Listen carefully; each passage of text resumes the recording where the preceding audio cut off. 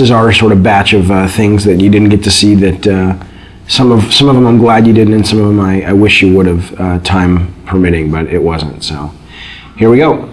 Okay, now this is actually this. Now this wasn't a deleted level. This was the prototype that the team put together.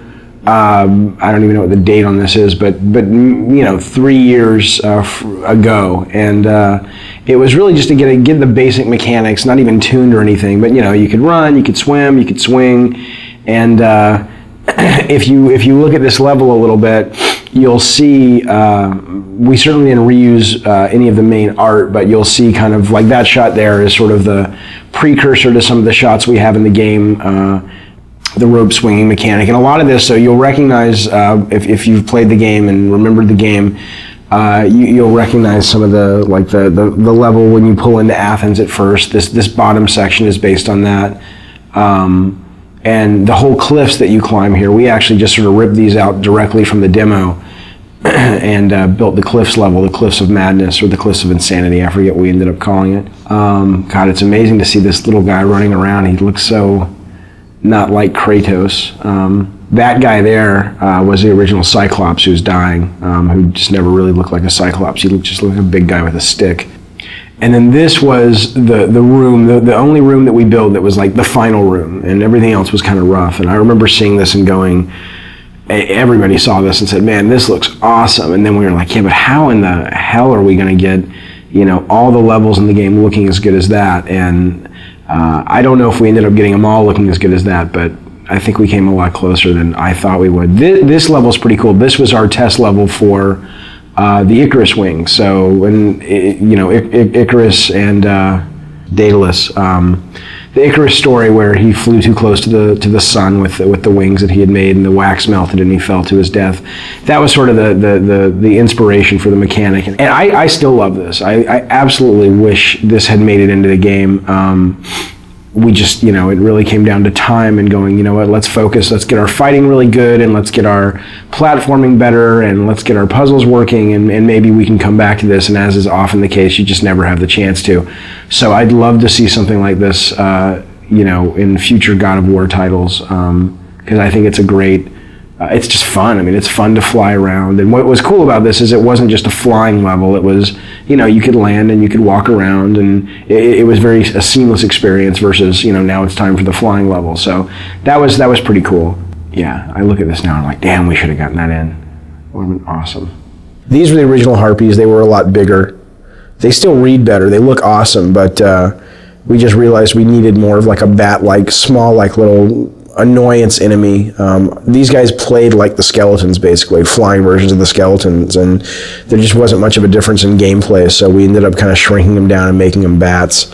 And this was what we called the Mounting the Titan level, which is Kronos, the giant titan in the desert. And sadly, right now, the only way you get on the Titan is through a movie. And originally, this was how it was going to be. You see this big thing, it's like a big watermelon in the background. That's actually Kronos. And Tobin, the designer, he's got him kind of moving towards the player. And those things that are falling are like mountains that are crumbling and stuff. So it's kind of like Kronos is rushing towards the player, crawling, and you're trying to run ahead of him in these platforming sections, so that you can ultimately jump onto the structure that's on his back, and that'll lead you up to the temple.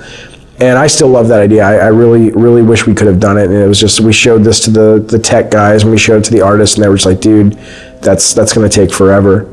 This was the original boss. There was a boss that originally, look at that, that's awesome, that originally guarded Pandora's box. And again, we just didn't have time. And I know it's lame that that's the one thing I regret about the Pandora design, is that there are no bosses that guard the box. You have the Minotaur boss down below, and then we've got this conveyor belt section, and that's kind of it. And we just ran out of time. This was originally pretty cool. It was, you had this moving platform up above, you had this giant kind of harpy vulture in the center that was guarding the box. And she had these eggs scattered all around the level, and in order to sort of entice her to fly around, you'd have to go find her eggs and break the eggs, and you'd kind of take the little baby birds inside, and you'd kind of carry them around and use them as bait.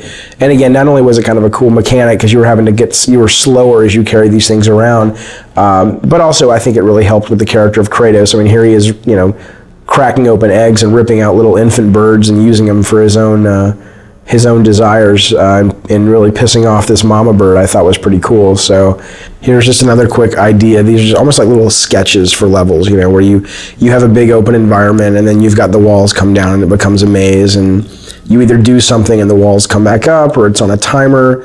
I mean, we did tons of these things, you know, where I'd have an idea or a designer would have an idea and it was like, you know, try something like this.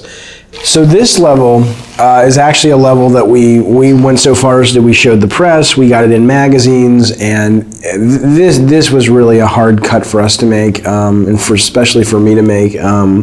I love the mechanic of it, and I love the platforming and the concept. And the concept was that you're riding this elevator, and you know, if you get knocked off, obviously you'll die. And if you get off the elevator, the idea was it was going to originally be being chased by this massive sandstorm.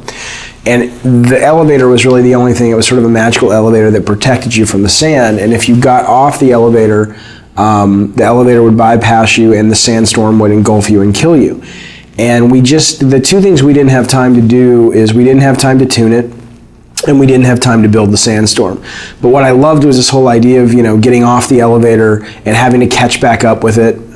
So, you know, you'd have these little forks in the road, and either you'd be forced, like coming up, you'd be forced to get off the elevator, or you could choose different paths. And if you took one path, it was more combat heavy, one path was more platform heavy. And as you can see, I mean, we had this pretty much finished from a standpoint of the art and the setup, but we were missing the big sandstorm, and we were missing the tuning time to really make this fun, and so it ended up getting cut. This I love. This was great.